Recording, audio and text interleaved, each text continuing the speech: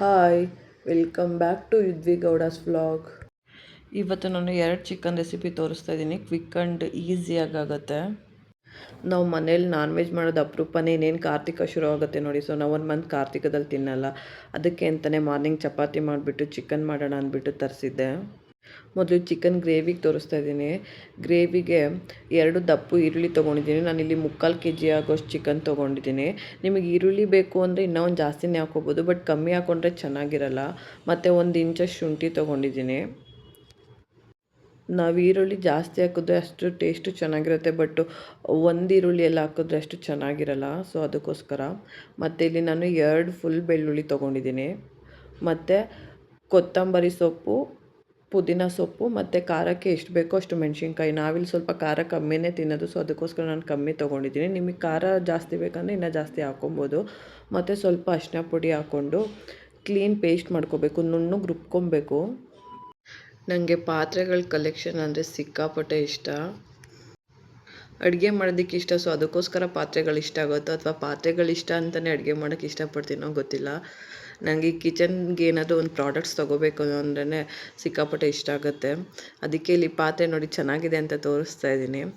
So ಆಮೇಲೆ ಪಾತ್ರೆಗೆ ಸ್ವಲ್ಪ ಎಣ್ಣೆ ಹಾಕ್ಕೊಂಡು, ನೀವು ಚಿಕನ್ ಎಷ್ಟು ತೊಗೊಂಡಿರ್ತೀರೋ ನೋಡಿ ಅದ್ರ ಮೇಲೆ ಎಣ್ಣೆ ಹಾಕ್ಕೊಂಡು, ಆವಾಗಲೇ ಎಣ್ಣೆ ಕಾಯ್ದ್ಮೇಲೆ ಪೇಸ್ಟ್ ಮಾಡ್ಕೊಂಡಿದ್ವಲ್ಲ ಅದನ್ನು ಹಾಕ್ಬಿಟ್ಟು ಕ್ಲೀನಾಗಿ ಫ್ರೈ ಮಾಡಬೇಕು. ಅದು ಫುಲ್ಲು ಅದರಲ್ಲಿ ನೀರಿನ ಅಂಶ ಏನಿರುತ್ತೋ ಅದೆಲ್ಲ ಫುಲ್ಲು ಡ್ರೈ ಆಗಿ ಇನ್ನೇನು ತಳ ಹಿಡಿತಾ ಇರಬೇಕು, ಅಷ್ಟು ಡ್ರೈ ಆಗಬೇಕು. ನಾನು ಮೊನ್ನೆ ನಮ್ಮ ಅಣ್ಣನ ಮಗನ ಬರ್ತಡೇಲಿ ಯಾರೂ ಭಟ್ರು ಸಿಕ್ಕಿಲ್ಲ ಅಂತ ನೀನೇ ಮಾಡು ಅಂತ ಹೇಳ್ದೆ. ಸೊ ನನಗೆ ಮಾಡೋ ಅಭ್ಯಾಸ ಇದೆ, ಬಟ್ ಜಾಸ್ತಿ ಕ್ವಾಂಟಿಟಿ ಮಾಡಿ ಅಭ್ಯಾಸ ಇಲ್ಲ.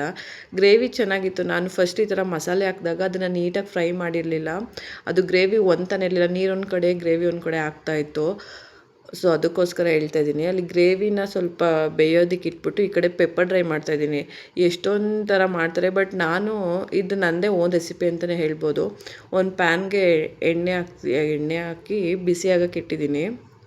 ಆ ಕಡೆ ಅದು ಗ್ರೇವಿ ಫುಲ್ಲು ಡ್ರೈ ಆಗಿದೆ. ಅದಕ್ಕೆ ಚಿಕನ್ ಹಾಕ್ಕೊಂಡು, ಚಿಕನ್ಗೆ ಎಷ್ಟು ಬೇಕೋ ಅಷ್ಟು ಉಪ್ಪು ಹಾಕ್ಕೊಂಡು, ಚಕ್ಕೆ ಪೌಡರು, ಲವಂಗ ಪೌಡರು ಮತ್ತು ಸ್ವಲ್ಪ ಪೆಪ್ಪರ್ ಪೌಡರ್ ಹಾಕ್ಕೊಂಡು, ಚಿಕನ್ನಲ್ಲಿರೋ ನೀರಿನಂಶನೂ ಫುಲ್ ಡ್ರೈ ಆಗಬೇಕು.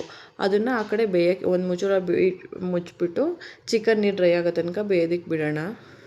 ಈ ಕಡೆ ಪೆಪ್ಪರ್ ಡ್ರೈಗೆ ಇಟ್ಟಿದ್ವಲ್ಲ, ಸೊ ಎಣ್ಣೆ ಬಿಸಿ ಆದಮೇಲೆ ಅದಕ್ಕೆ ಈರುಳ್ಳಿ ಹಾಕ್ಕೊಳ್ಳೋಣ. ಈರುಳ್ಳಿ ಸ್ವಲ್ಪ ಫ್ರೈ ಆದಮೇಲೆ ಶುಂಠಿ ಬೆಳ್ಳುಳ್ಳಿ ಪೇಸ್ಟು ಮತ್ತು ಖಾರಕ್ಕೆ ಎಷ್ಟು ಬೇಕೋ ಅಷ್ಟು ಹಸಿರು ಮೆಣಸಿನ್ಕಾಯಿ ಹಾಕ್ಕೊಳ್ಳೋಣ. ಸೊ ಪೆಪ್ಪರ್ ಪೌಡ್ರ್ ಹಾಕ್ತೀವಿ ನೋಡಿ, ಮೆಣಸಿನ್ಕಾಯಿ ಕಮ್ಮಿನೇ ಹಾಕ್ಕೊಳ್ಳಿ.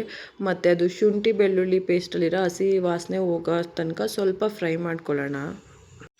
ಅದು ಶುಂಠಿ ಬೆಳ್ಳುಳ್ಳಿ ಚೆನ್ನಾಗಿ ಪೇಸ್ಟ್ ಮಾಡದೆ ಚಿಕನ್ ಹಾಕಿದ್ರು ಅದು ಟೇಸ್ಟೂ ಬೇರೆ ಥರ ಇರುತ್ತೆ. ಸೊ ಅದಕ್ಕೆ ಸ್ವಲ್ಪ ಫ್ರೈ ಮಾಡ್ಕೊಳ್ಳೋಣ. ಮತ್ತು ಸ್ವಲ್ಪ ಕರಿಬೇವು ಹಾಕೋಣ. ಕರಿಬೇವು ಇನ್ನೂ ಬೇಕಂದ್ರೂ ಹಾಕ್ಕೋಬೋದು. ನಾನು ಮಧ್ಯದಲ್ಲಿ ಸ್ವಲ್ಪ ಹಾಕ್ತೀನಿ, ಮತ್ತು ಇನ್ನೇನು ಗ್ರೇವಿ ಫಿನಿಶ್ ಆಗಬೇಕಾದ್ರೆ ಆವಾಗ ಸ್ವಲ್ಪ ಹಾಕ್ತೀನಿ. ಈ ಕಡೆ ಫುಲ್ಲು ಶುಂಠಿ ಬೆಳ್ಳುಳ್ಳಿ ಎಲ್ಲ ಫ್ರೈ ಆದಮೇಲೆ ನಾನು ಇದಕ್ಕೆ ಒಂದು ಅರ್ಧ kg ಚಿಕನ್ ತೊಗೊಂಡಿದ್ದೀನಿ. ಪೆಪ್ಪರ್ ಡ್ರೈಗೆ ಚಿಕನ್ ಹಾಕ್ಬಿಟ್ಟು ಅದಕ್ಕೆ ಎಷ್ಟು ಬೇಕೋ ರುಚಿಗೆ ಅಷ್ಟು ಉಪ್ಪು ಹಾಕ್ಬಿಟ್ಟು, ಇದು ಅಷ್ಟೇ ನೀರು ಸ್ವಲ್ಪ ಡ್ರೈ ಆಗೋ ತನಕ ಕುಕ್ ಮಾಡ್ಕೊಳ್ಳೋಣ. ಲಿಡ್ ಕ್ಲೋಸ್ ಮಾಡಿದ್ರೆ ಏನು ಗೊತ್ತಾ, ಅದು ನೀರಿನಂಶ ಬಿಟ್ಕೊತಾ ಇರುತ್ತಲ್ಲ, ಅದು ತಳ ಹಿಡಿಯಲ್ಲ, ಸ್ವಲ್ಪ ಚೆನ್ನಾಗಿ ಬೇಯ್ಕೊಳ್ಳುತ್ತೆ ಚಿಕನ್ನು. ಸೊ ಆ ಕಡೆ ಚಿಕನ್ನು ಫುಲ್ಲು ನೀರು ಡ್ರೈ ಆದಮೇಲೆ ಅದಕ್ಕೆ 1 ಸ್ಪೂನು ಕೊರಿಯಂಡರ್ ಪೌಡರು ಮತ್ತು 1 ಸ್ಪೂನ್ ಚಿಕನ್ ಮಸಾಲ, 1 ಸ್ಪೂನು, ಒಂದು ಅರ್ಧ ಸ್ಪೂನ್ಗಿಂತ ಸ್ವಲ್ಪ ಕಮ್ಮಿ ಗರಂ ಮಸಾಲ ಹಾಕ್ಕೊಳ್ಳೋಣ. ಮತ್ತು ಕನ್ಸಿಸ್ಟೆನ್ಸಿಗೆ ಎಷ್ಟು ಬೇಕು ನಿಮ್ಗೆ ಗ್ರೇವಿ ಅಷ್ಟು ನೀರು ಹಾಕ್ಕೊಂಡು ಸ್ವಲ್ಪ ಚಿಕನ್ನು ಸಾಫ್ಟ್ ಆಗೋ ತನಕ ಬೇಯಿಸ್ಕೋಬೇಕು.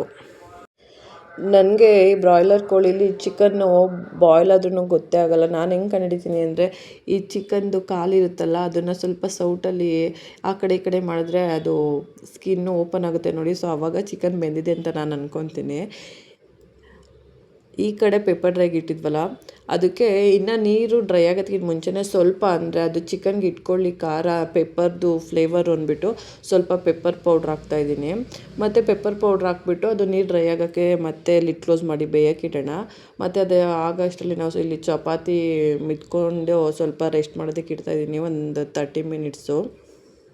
ಈ ಕಡೆ ನೀರಿನ ಅಂಶ ಫುಲ್ ಡ್ರೈ ಆದಮೇಲೆ ನನಗೆ ಕರಿಬೇವು ಜಾಸ್ತಿ ಹಾಕಿದ್ರೆ ಪೆಪ್ಪರ್ ಡ್ರೈ ಇಷ್ಟ ಆಗುತ್ತೆ. ಚಿಕನ್ಗಿಂತ ಜಾಸ್ತಿ ಕರಿಬೇವು ಇರುತ್ತೆ, ಅಷ್ಟು ಹಾಕ್ತೀನಿ.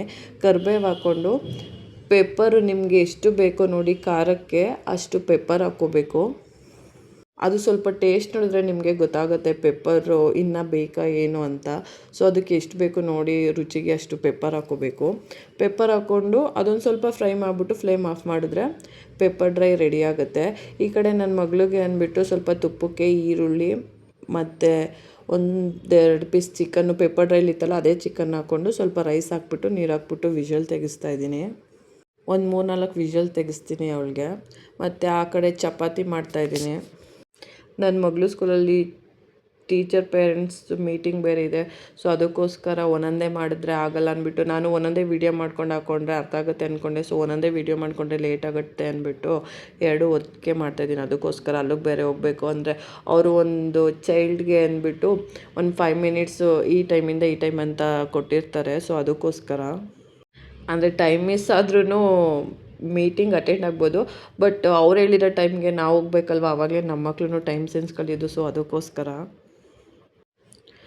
ನಾನು ಈ ಕಡೆ ಚಪಾತಿ ಎಲ್ಲ ಸುಟ್ಕೊತಾ ಇದ್ದೀನಿ. ನಾನಿರೋದು ಇಬ್ಬರೇ, ಹಸ್ಬೆಂಡ್ ಆ್ಯಂಡ್ ವೈಫು ಮತ್ತು ನನ್ನ ಮಗಳು ದೊಡ್ಡವಳು. ಚಿಕ್ಕವಳೇನು ಅದೆಲ್ಲ ತಿನ್ನಲ್ಲ. ಸೊ ಅದಕ್ಕೆ ಇವಾಗ ಸ್ವಲ್ಪ ತಟ್ಟೆಗೆಲ್ಲ ಡೆಕೋರೇಷನ್ ಮಾಡ್ತಾಯಿದ್ದೀನಿ. ಈರುಳ್ಳಿ ಮತ್ತು ಸಾಲಿಡ್ಸು, ಕ್ಯಾರೆಟು, ಸೌತೆಕಾಯಿ ಮತ್ತು ಚಪಾತಿ 2 ಥರ ಗ್ರೇವಿ ಅಂದರೆ ಪೆಪ್ಪರ್ ಡ್ರೈ ಮತ್ತು ಚಿಕನ್ ಗ್ರೇವಿ. ನಿಮಗೆ ನನ್ನ ವೀಡಿಯೋಗಳು ಇಷ್ಟ ಆದರೆ ಪ್ಲೀಸ್ ನನ್ನ ಚಾನಲ್ಗೆ ಸಬ್ಸ್ಕ್ರೈಬ್ ಮಾಡಿಕೊಂಡು ವೀಡಿಯೋಸ್ ನೋಡಿ. ಪಕ್ಕದಲ್ಲಿರೋ ಬೆಲ್ ಐಕಾನ್ ಪ್ರೆಸ್ ಮಾಡಿ. ನನ್ನ ನೆಕ್ಸ್ಟು ವೀಡಿಯೋ ನೋಟಿಫಿಕೇಷನ್ ಬರುತ್ತೆ, ಆವಾಗ ನೀವು ನನ್ನ ವೀಡಿಯೋಸನ್ನು ವಾಚ್ ಮಾಡ್ಬೋದು. ನಾನು ನೆಕ್ಸ್ಟ್ ವ್ಲಾಗಲ್ಲಿ ನನ್ನದು ಕುಕ್ವೇರ್ ಕಲೆಕ್ಷನ್ಸ್ನ ತೋರಿಸ್ತೀನಿ. ನಿಮ್ಗೇನಾದರೂ ಇಂಟ್ರೆಸ್ಟ್ ಇದ್ದರೆ ಖಂಡಿತ ವಾಚ್ ಮಾಡ್ಬೋದು. ನನ್ನ ಚಾನಲ್ಗೆ ಸಪೋರ್ಟ್ ಮಾಡಿ ಹಾಗೇ. Thank you for watching.